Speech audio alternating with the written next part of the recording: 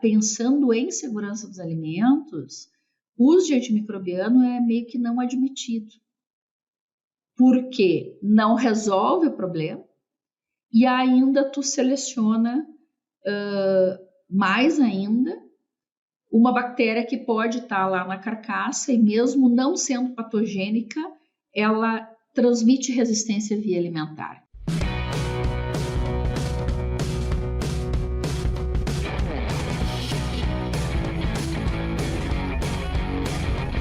Olá pessoal, sejam todos bem-vindos a mais este episódio do SuinoCast. Eu sou o Geraldo Oberton e sou o host da área de sanidade desse podcast que é tão querido pela suinocultura brasileira.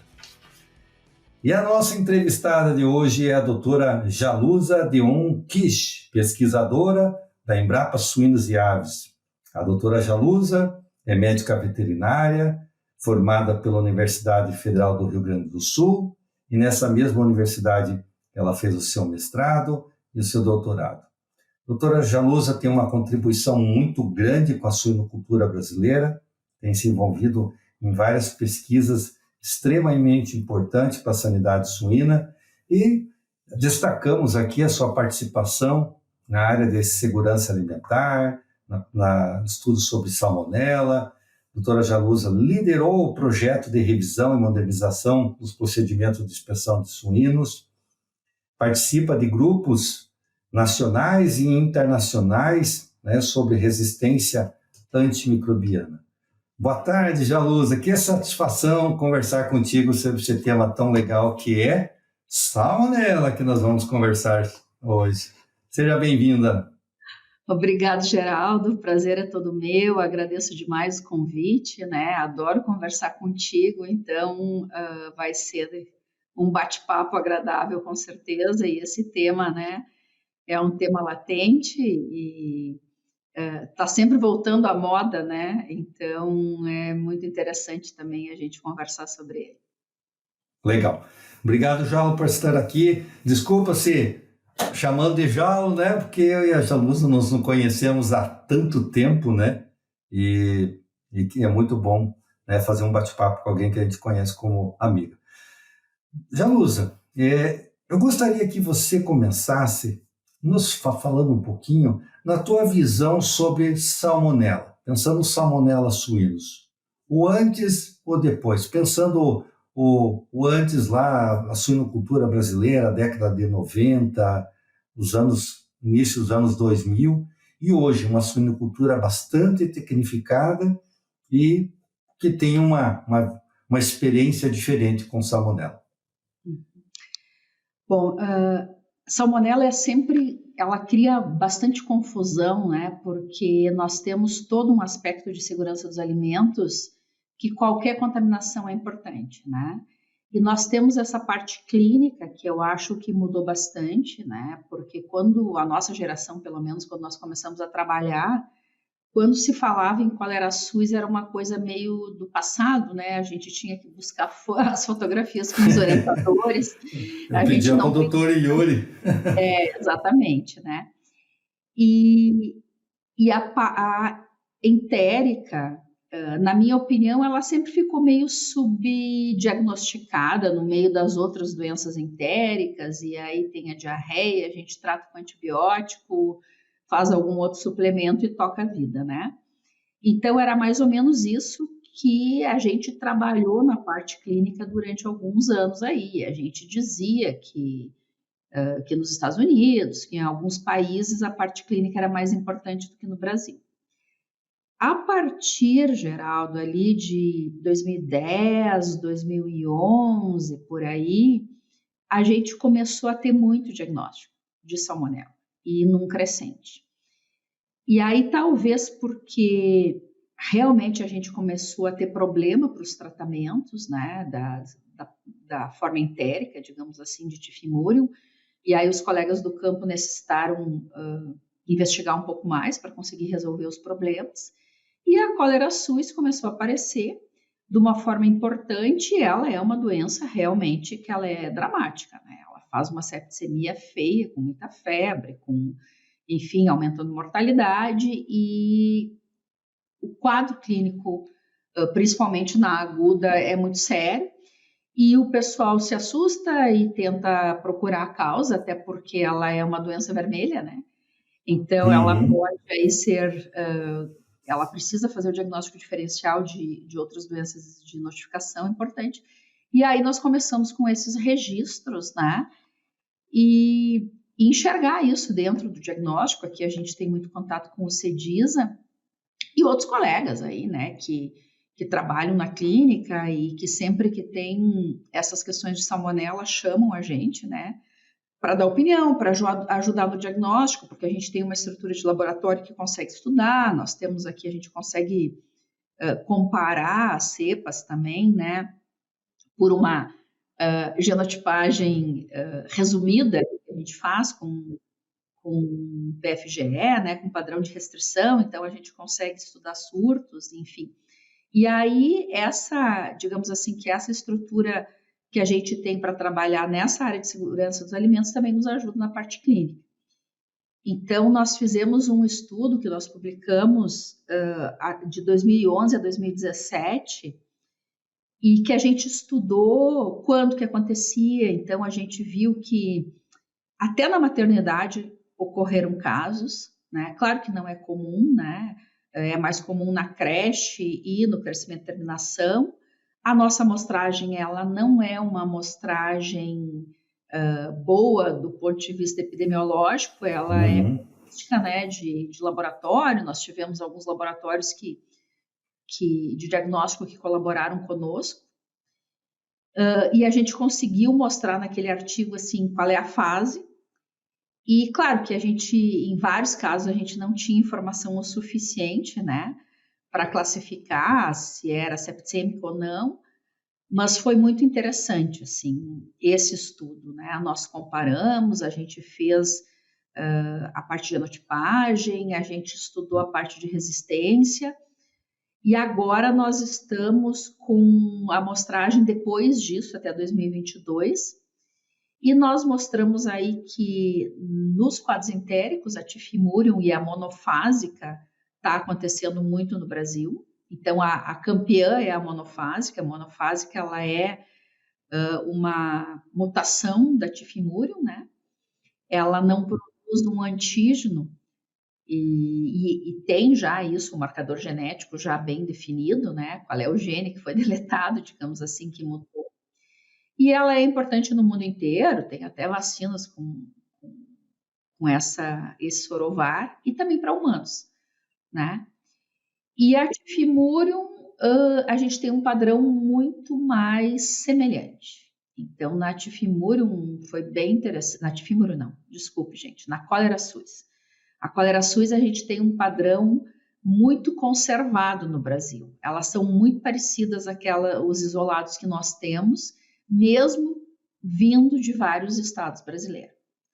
Então, é muito diferente, assim, a gente olha para a cara dela, a gente vê que uma coisa é muito de suíno, que a outra é mais... A epidemiologia, né, ela tem uma variabilidade maior, ela pega vários hospedeiros, então elas são diferentes, né? A Ceva é um dos principais players no mercado de saúde animal, atuando com inovação e responsabilidade, buscando soluções de saúde inovadoras para todos os animais, contribuindo para o futuro de nosso diverso planeta, moldando cada solução de acordo com as necessidades e desafios do mercado consumidor e compartilhando conhecimentos de alta qualidade. Para não perder nenhuma novidade, siga a Ceva Saúde Animal no Instagram, @CevaSuinosBrasil. Legal. Jalu, com relação a essa questão aí da diferença entre as duas, hoje o que você tem visto mais, né? Você falou que tem uma amostra, vamos dizer que é uma amostra viciada, né? Que é aquilo que chega até o laboratório, né? Não representa a casuística no Brasil. Mas o que tem chegado mais para vocês? É a tifimúria ou a cólera suis? A tifimurium, os casos entéricos, em termos de volume, né? É o que mais acontece, ela tem mais variação, ela é mais adaptada e ela tem essa coisa de multi-hospedeiro, né? Então, ela é mais promíscua, digamos assim, né? A cólera suis, ela não é de hospedeiro único, a cólera suis pode acontecer inclusive em humanos, mas ela é de suíno, né? Ela a gente chama de hospedeiro restrito, né? É a definição mais correta. Então, ela é aquela que tu isola de animal doente. A gente não isola a cólera suis de uma ração de farelo de soja, de um suave na granja, a gente isola de animal doente, né? De pulmão, de fígado, de linfonodo, enfim, de animal doente, né? E aí dá maior BO, tem que avisar a defesa, fazer a diferenciação com peste suína clássica e outras doenças hemorrágicas, né? Isso. Então, assim, o volume é mais a entérica que acontece. Então, pensando em termos de portas de entrada, né? Então, a cólera suis, ela é multiespécie, a tifimúria multiespécie, ela pode entrar de várias formas. A cólera suis só entra com suíno, ou não, né?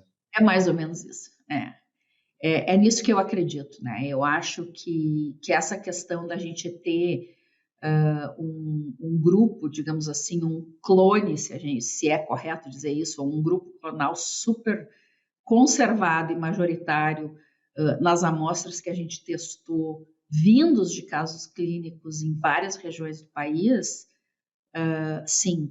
E eles têm também um padrão de resistência antimicrobiana conservada, né? O que corrobora com essa análise. Então, a gente acredita sim que a cólera suis ela entra pelos animais. E a tifimurium daí ela é mais promíscua, né? Ela pode entrar pelos animais também. Existem alguns grupos com mais assim, com mais amostras, né?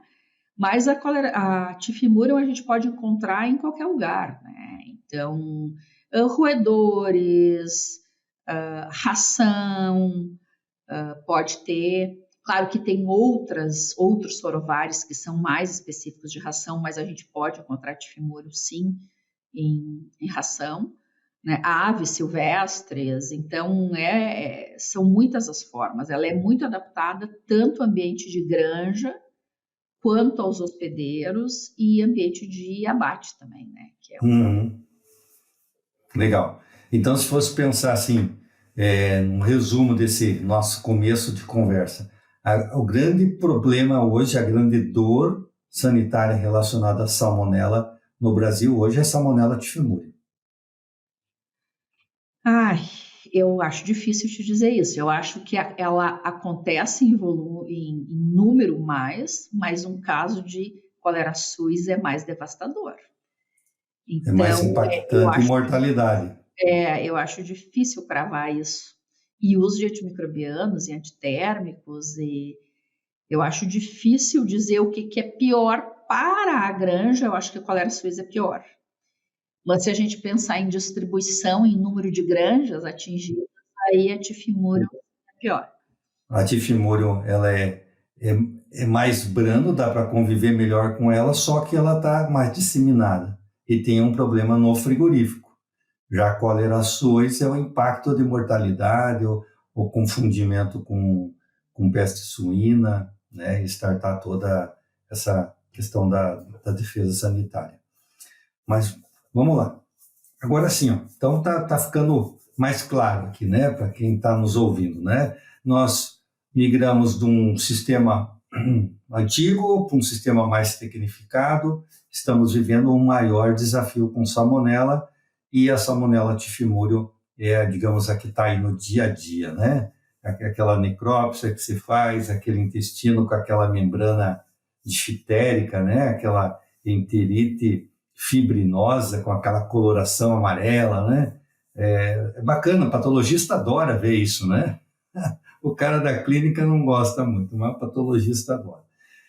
Mas, eu já li alguns artigos, inclusive tem artigos que você é coautor, relacionando, né, a maior excreção da salmonela ou a maior suscetibilidade à infecção pela salmonela, principalmente vamos falar da tifimurium, pelo desequilíbrio da microbiota, né? Então, indivíduos que excretam um pouco ou que não excretam salmonela é diferente de um que está excretando bastante salmonela, né?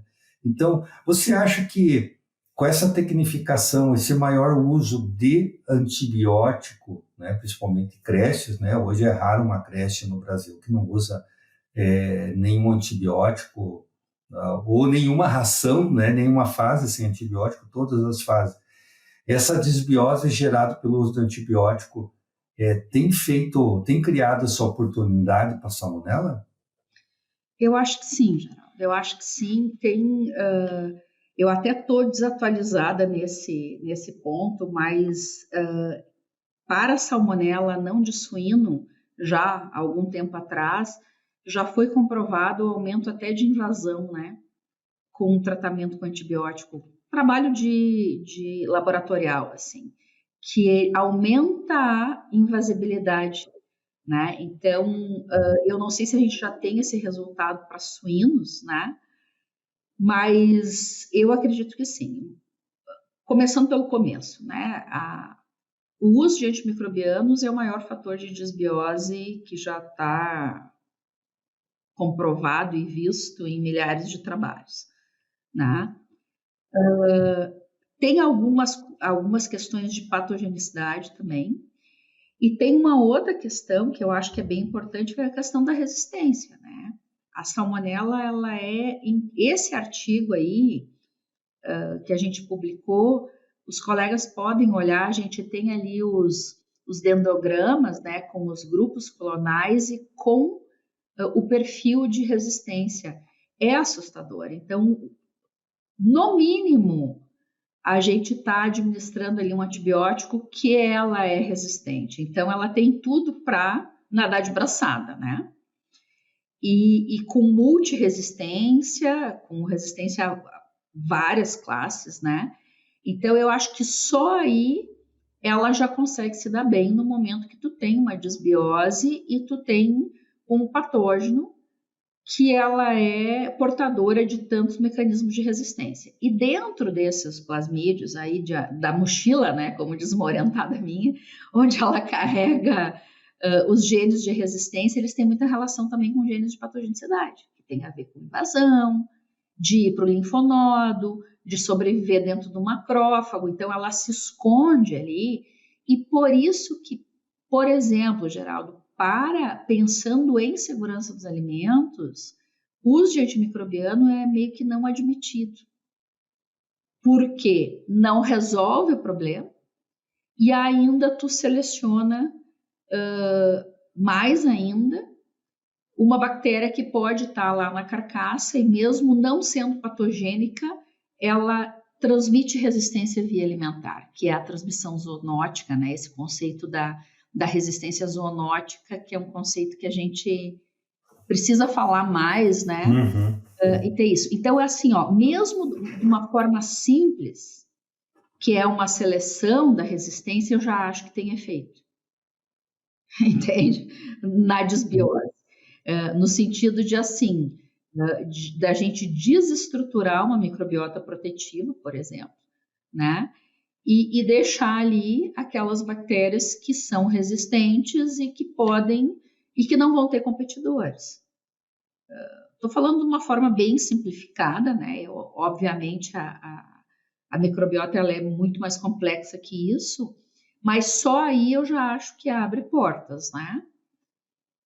E tem uma leitura que é interessante do pesquisador esse que já veio para 2 Abraves aqui no Brasil da Espanha, o Héctor Alguero, que ele trabalhou em um artigo discutindo a questão da maturidade da microbiota no desmame, né? E concluindo ali que aquilo que eles consideram uma microbiota mais madura, ela foi capaz de combater a colonização de salmonela mais efetivamente. Então, é um trabalho legal, porque é um trabalho que tenta dar funcionalidade para essas questões de microbiota, e daí os mortais conseguem entender com mais facilidade.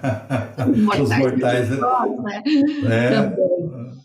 Então, é uma coisa interessante, né? Muito legal isso, Jalo. Mas aí, aproveitando, tem aquela máxima, né, que quem mexe com salmonela fala: salmonela é boa colonizadora, ela coloniza de tudo, né, até uma mesa de frigorífica, o intestino de um gatinho, mas não é boa competidora, né? Pensando na salmonela atual, essa máxima ainda é válida, pensando aí, correlacionando com o artigo do Hector, mostrando, olha, se tem uma microbiota madura, com bastante riqueza, bastante diversidade, então a salmonela não vai ter vez no intestino desse leitão.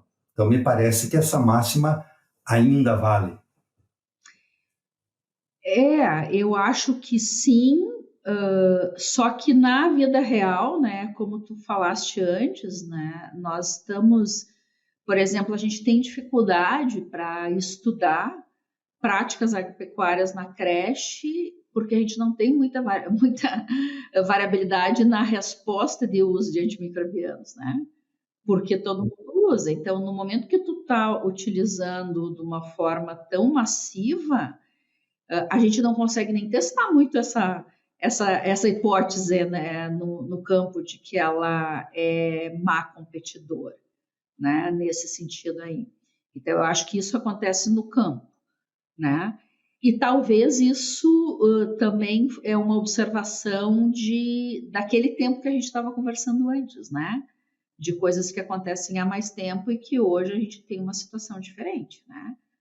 Porque nós temos rebanhos muito maiores, então nessa pressão de produção, os patógenos bacterianos entéricos, eles aumentam a sua importância, né? Porque tu aumenta muito a pressão de contaminação, né? Então, agora, sim, se tu tirar a parte do antibiótico, aí sim, aí ela enfraquece, né? Aí tu não tem ela sozinha, né? Então, é diferente, né? Uhum. Ou seja, a mensagem do artigo do Hector, eu vou ler esse artigo, né? Obrigado por ter me enviado. O Hector, ou seja, prepare esse leitão para que ele tenha uma microbiota robusta, para ele chegar na creche arrebentando. Agora, não arrebente com o leitão, né? Porque as 4 fases medicadas, daí esperar o quê? Da microbiota poder competir, né?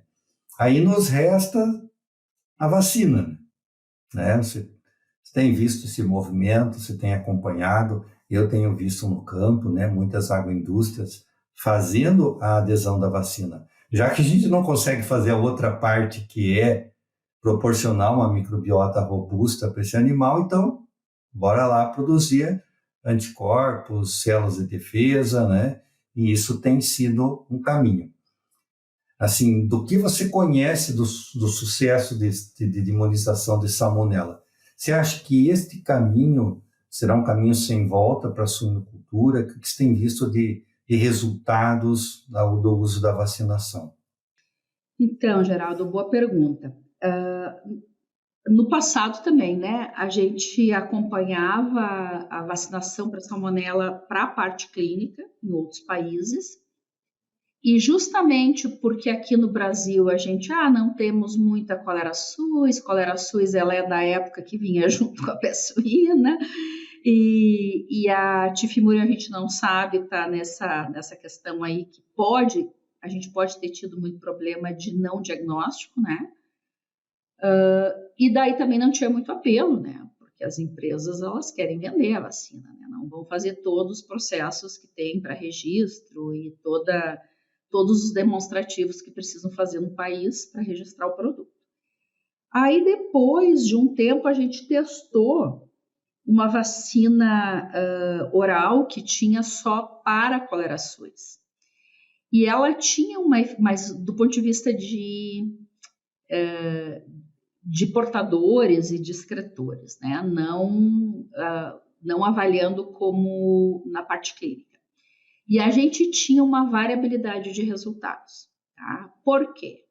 Porque a depender dos Forovargs que aconteciam numa unidade ou outra, ela funcionava ou não. Então, ela tinha muita relação com essa questão dos antígenos, né? De qual sorovar que está na vacina e quais sorovares que estão no sistema de produção. Então, até então, também ela não tinha se solidificado. No momento que a gente aumenta esses casos clínicos dessa forma, e aí a gente tem um produto de vacina de linha hoje, via oral, com a tifimurium e a cólera-suis, que pega também a monofásica, é um produto que está tendo mercado, que está na tua região aí, está sendo bastante utilizada para a parte clínica, né? E nós tivemos a oportunidade de testá-la para a parte de excretores e a gente teve um resultado bem interessante, né? E esses dados devem ser publicados aí em breve. E inclusive com redução de excretor no abate, o grupo vacinado, nós comparamos no pré-abate a excreção e no abate nesse período aí, que é um período bem questionado, né, para salmonela, e o grupo vacinado excretou menos do que o não vacinado. Então, para a agroindústria, pensando em reduzir a pressão de contaminação no frigorífico, que por melhores que são os nossos frigoríficos, que são excelentes, né, e que o nosso conceito de higiene é muito bom, quanto menos botar para dentro, mais fácil as boas práticas do frigorífico conseguem controlar o perigo, né? Então, menos linfonodos, o que é uma boa notícia também, porque linfonodos mesentéricos, eles não vão para a alimentação humana, mas os linfonodos profundos vão. E aquela salmonela que está lá no chão da granja de um lote para o outro antes do alojamento da terminação, ele vai parar lá no linfonodo profundo. Isso a gente já comprovou em artigo que a gente publicou lá em 2011, né? Então, tem um efeito do tempo também, né? Do animal que se contamina precocemente. Claro que no linfonodo mesentérico, a gente tem o dobro, por exemplo, normalmente o dobro de prevalência de positividade do que os profundos, porque isso também é uma questão de tempo e muitas delas ficam sequestradas no linfonodo mesentérico, mas tem essa correlação. E aí, claro, né, isso em alguns cortes pode ser problema, né, linfonodo profundo contaminando algum corte, mas enfim. Então, a gente tem sim esse produto que chegou aí no mercado, que tá ganhando bastante espaço, né, e que a gente testou, inclusive com aluno de mestrado, né, foi a dissertação de mestrado e os resultados foram bem interessantes. Que legal. Nós tivemos, Geraldo, se eu não me engano, 1,6 quilos no ganho de peso total com um P de 0,7. 0,7? É um P marginal, que na minha opinião a gente tem que dizer que realmente teve efeito, né? E se a gente tivesse trabalhado talvez com um número maior, né, um N maior, a gente já ia conseguir. Mas isso pode ser validado na granja, né? Então foi um resultado bacana, assim. Isso mostra, então, que, na verdade, tem muitos animais subclínicos e que isso está tendo um custo metabólico para combater essa salmonela, esse desequilíbrio no intestino. E isso está custando em aminoácidos, né? O animal vai pesar menos no frigorífico. E a gente a gente escolheu, né, uma granja positiva, então a gente teve isolamento. E outra coisa que a gente fez nesse trabalho, que era o meu maior interesse do ponto de vista de pesquisa, é fazer o protocolo com animal vacinado e não vacinado dentro da mesma baia.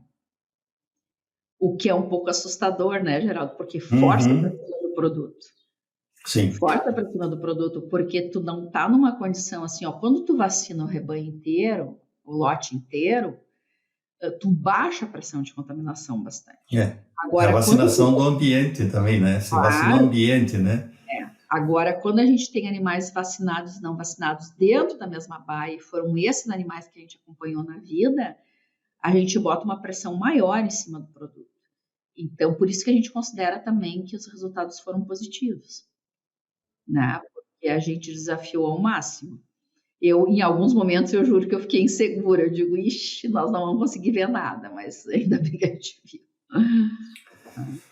Ô Jalo, eu quero aproveitar, e nós estamos aí com 29 minutos, gostaria de aproveitar os próximos 10 minutos para nós discutirmos um tema que você gosta muito, que é a parte da resistência bacteriana.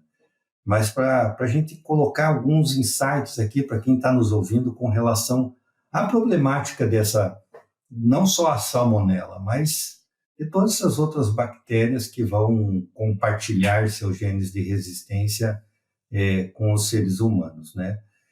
Você falou da resistência zoonótica.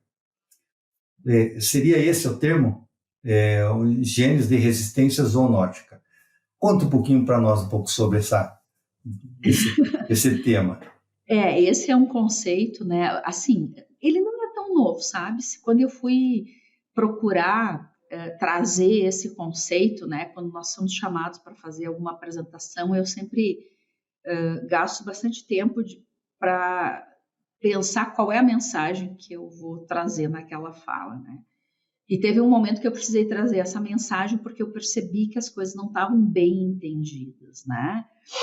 Que o pessoal tinha muito conceito assim de que mata os fracos e sobra os fortes, que seria uma seleção mais simples, assim, não tinha muita noção, inclusive questionando a resistência causada por promotor de crescimento, porque se tu dá uma dose menor, ele vai matar ele mata menos do que uma dose maior, digamos assim, né?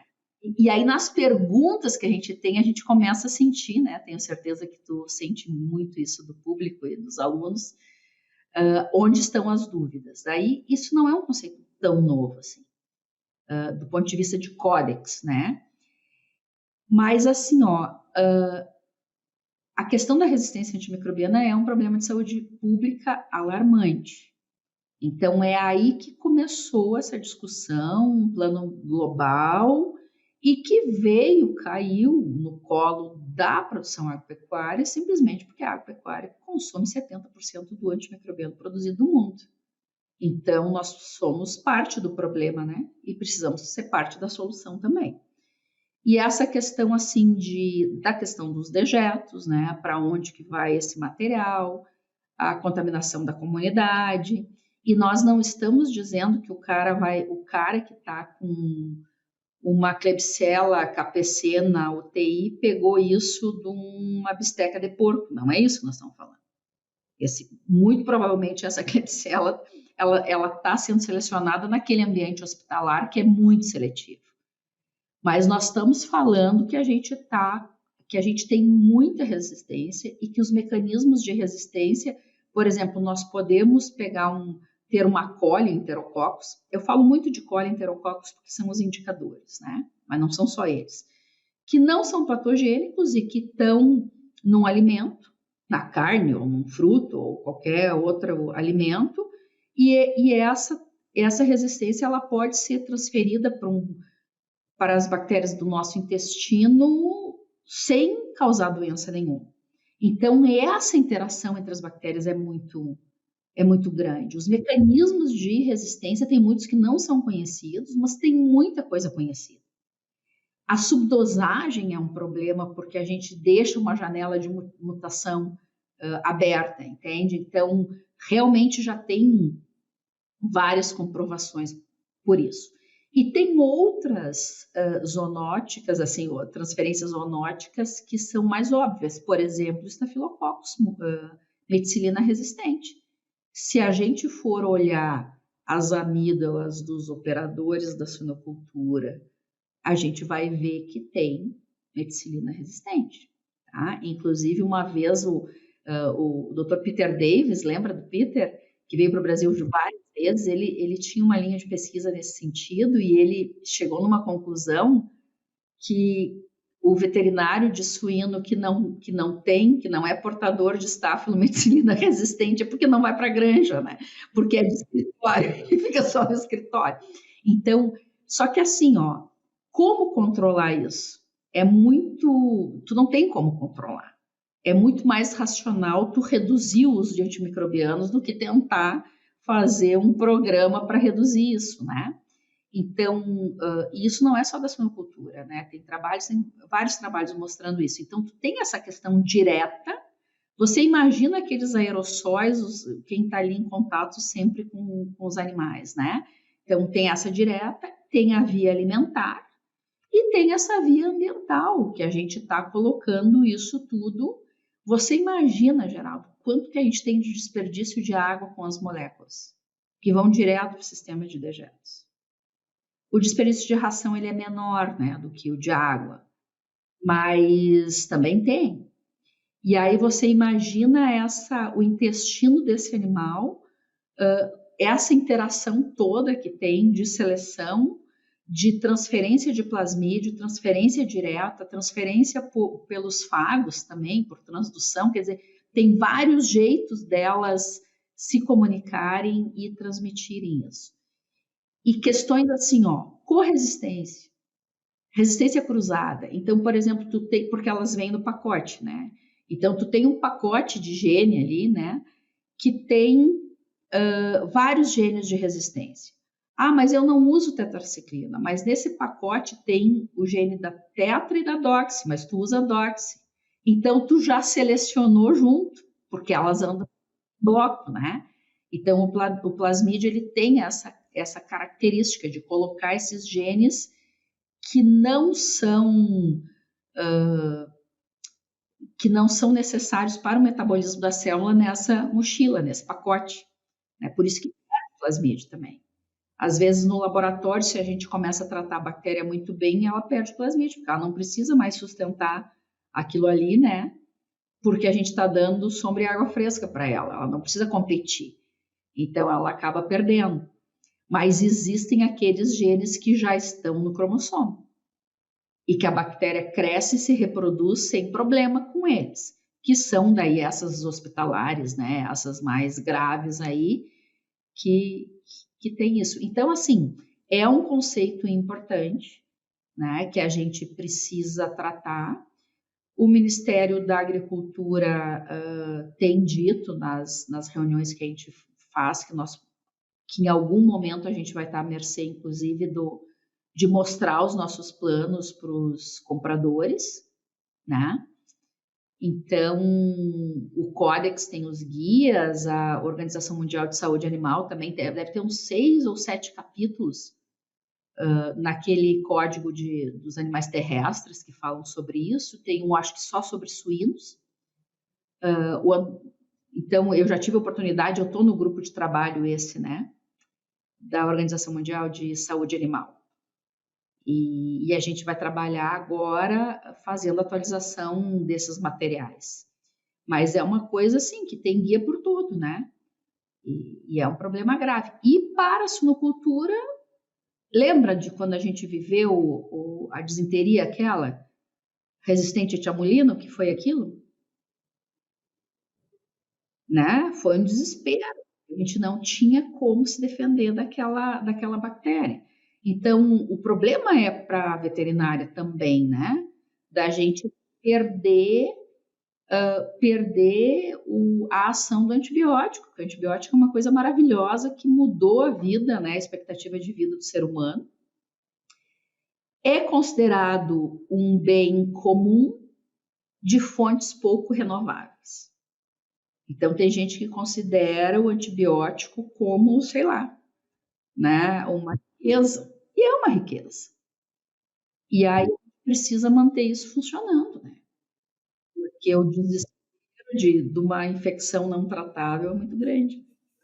Assim, o que me deixa um pouco frustrado, assim, quando eu vou a campo, eu vejo, aqui, na nossa região aqui tem surgido projetos fantásticos, né? Projetos livres de micoplasma, com biossegurança muito boa, leitões saindo da maternidade, coisa mais linda do mundo, vão para creches com tudo que se pode dizer de boas práticas de produção. E chega lá, este leitão, ele vai comer ração medicada nas 4 fases. E aí eu pergunto, vocês não têm as melhores condições para trabalhar sem antibiótico? Pelo menos uma fase para começar a preparar essa microbiota para o leitão não sofrer tanto na engorda, ou 2, ou 3, ou todas, né? A gente sabe que é possível, né? Existem granjas, né? Na nossa granja experimental, comentava antes contigo, a granja experimental que eu tenho com o meu irmão, nós não usamos antibiótico preventivo em nenhuma fase e os animais têm desempenho. Então, esse suíno pode desempenhar muito bem sem antibiótico. E a resposta que as pessoas me falam quando falam, escuta, mas você não quer tentar? Eu falo, olha, enquanto estiver liberado, nós vamos continuar nesse caminho. E eu não quero assumir essa bronca. E aí você vê poucas iniciativas de empresas que falam, professor, eu queria te contar uma coisa, estamos já com 20 dias de creche sem antibiótico. Eu falei, nossa, vem cá, deixa eu te dar um abraço, isso é um sonho. Pessoas tentando isso, e não em crechezinha pequena, creches gigantes, como nós temos aqui na região. Mas a grande maioria parece que está deitada em berço esplêndido, né? Eu não digo que é berço esplêndido, porque a conta vem cara depois, na engorda, né? Cada vez nós temos mais problemas com respiratório, condenação. Hoje os índices de desvio e condenação na nossa região aqui são altíssimos por conta desse animal aí que a gente arrebentou a microbiota na fase de creche, né? Então, você acha que, pensando nessas tuas conversas com o Ministério, uma hora a restrição vai vir, uma hora vamos chegar, pessoal, não dá. Agora nós vamos segurar, vocês vão ter que escolher uma ou outra molécula, vamos criar com menos antibiótico, ou isso está muito longe ainda para a realidade brasileira? É uma pergunta importante, assim. Eu compartilho da tua frustração, né? Porque tudo que a gente indica para redução do uso são boas práticas, né? E quando eu falo boas práticas, é como tu fala, né? Desde a mãe vindo bem, de ter um leitão com uma colostragem legal, enfim, todas essas questões aí, né? De reduzir a contaminação, a pressão de contaminação, para que ele consiga conviver com aquilo ali sem adoecer. Então, assim, se todas as boas práticas são realizadas e mesmo assim eu não tiro porque eu acredito no negócio, porque isso parece muita fé, né? Então, assim, mas assim, Geraldo, eu conheço algumas iniciativas, né, que não são muitas, eu gostaria que fossem mais, que aos poucos estão reduzindo.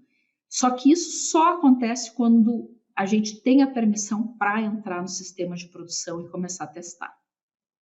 Entende? Numa unidade, uma pirâmide bem estruturada, agora a gente tinha 2 rações, nós vamos passar para 1. Medicada, por exemplo. A coisa, digamos assim, com passos sólidos, né? E testando numa condição. Então, a gente tem algumas experiências interessantes, experimentos que a gente fez em situações comerciais, inclusive com bastante fator de risco, e a gente percebeu que não fez muita diferença, porque às vezes não tem nenhum diagnóstico. O cara não sabe te dizer por que ele está usando aquilo. Não é verdade? Não consegue. E se a gente olha o artigo do Maurício Dutra, que é muito interessante, que ele indica isso. Primeiro, a gente tem que entender, daqui a pouco, realmente as pessoas não sabem para que estão usando. E essa questão do uso profilático, sem dúvida, ele é questionado dentro de um valor, um conceito de uso prudente. Porque com a centralização das fábricas de rações, a gente distribui. E a gente distribui para um monte de granjas que não tem problema, ou que não precisariam usar. Entende? Então, esse é um questionamento que, quando nós estamos negociando internacionalmente, a gente quer manter o uso para a gente não se arrebentar aqui dentro, né, Geraldo? Agora, aqui dentro, a gente tem que dizer, isso não é considerado um conceito de uso prudente. A gente vai ter que melhorar isso.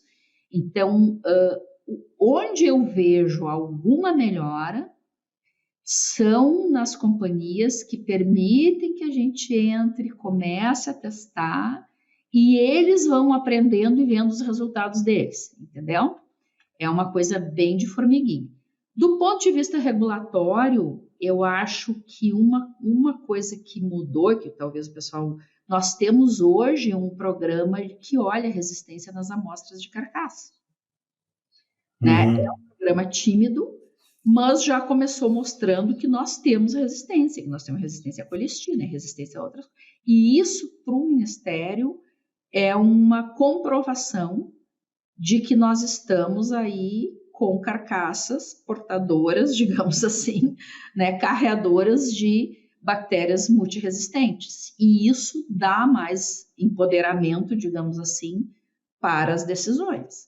Então, tem algumas moléculas que têm evidências científicas que são problemas para humanos, que eu acho que vai ter ação regulatória, sim. Mas tem outra, não só de proibição, né, Geraldo? Acho que tem que trabalhar, por exemplo, essa coisa da receita presa, né, que nos humanos a gente viu que acontece no Brasil. Hoje a gente não compra nenhum colírio sem antibiótico, né? Foi uma regulamentação que está funcionando, né? Então, eu acho que tem várias coisas também em relação à nossa profissão que pode melhorar, né? Da gente de não ter à disposição em qualquer lugar. Então, mas eu acho que sim, eu acho que vem, e a gente tenta proteger um pouco o país nas discussões internacionais, né, Geraldo? Porque às vezes os gringos querem que a gente bote um plano assim, ó, passo 1, 2 e 3, e daqui a pouco o cara vem, só compro se vocês estiverem no estágio 3. E aí isso pode nos emparedar. Então, a gente também não pode ser inocente, né? Então, uma coisa é fazer o trabalho de casa, que eu concordo contigo que é bem de formiga. Outra coisa é a gente ter uma postura lá fora que para a gente não tropeçar nos cadarços, né? Para a gente não criar problema grave para a gente mesmo, né? Mas sim, é frustrante. Mas hoje eu estou feliz, eu estou com os meus dois orientados de mestrado profissional são da agroindústria e os dois estão trabalhando nessa área aí. Polinutri. Há 35 anos desenvolvendo soluções e produtos voltados para a nutrição e saúde animal.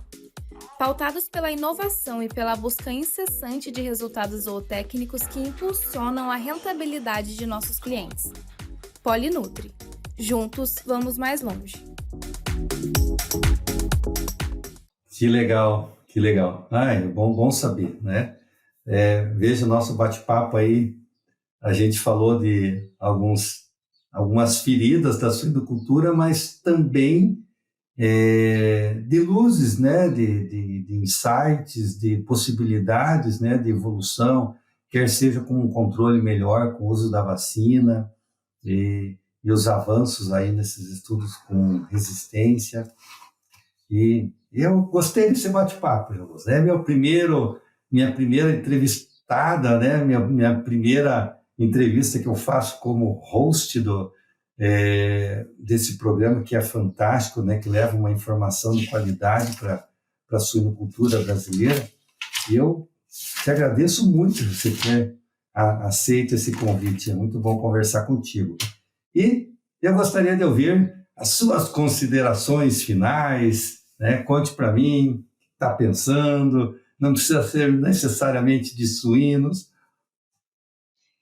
Ai, Geraldo, assim, ó, eu estou muito envolvida com o trabalho ainda, sabe?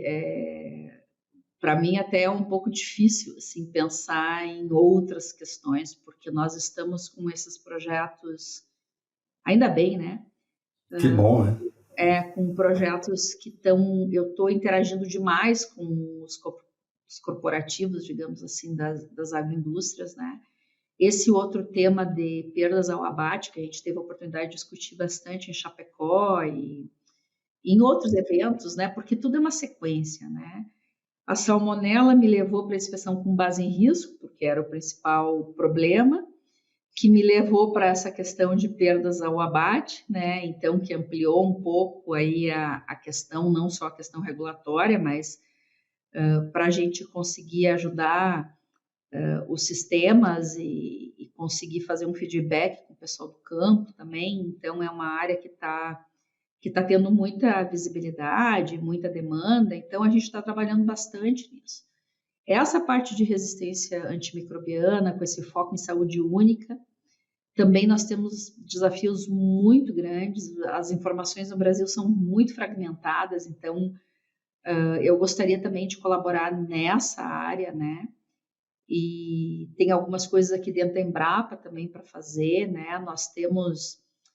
A Embrapa, ela tem excelência nessa parte de tratamentos de dejetos, de tratamento de animais mortos, é uma área que a gente trabalha bastante, então eu gostaria muito de aprofundar o estudo dessa parte de resistência com as tecnologias que a gente já tem, né, que estão sendo implantadas no país e que estão aumentando a sua adesão, sempre com coisas muito práticas, né, muito da...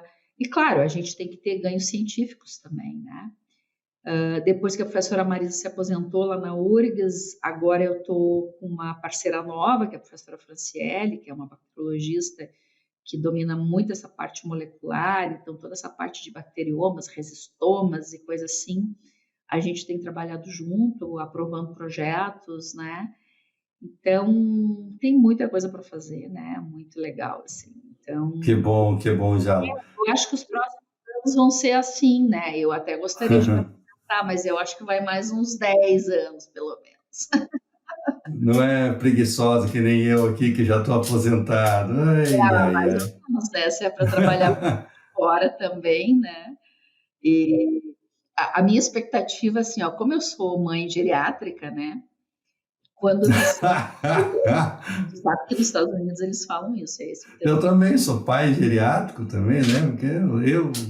Na hora que eu quiser bater asa, eu quero estar aposentada, que é para poder ir fazer umas visitinhas de vez em quando.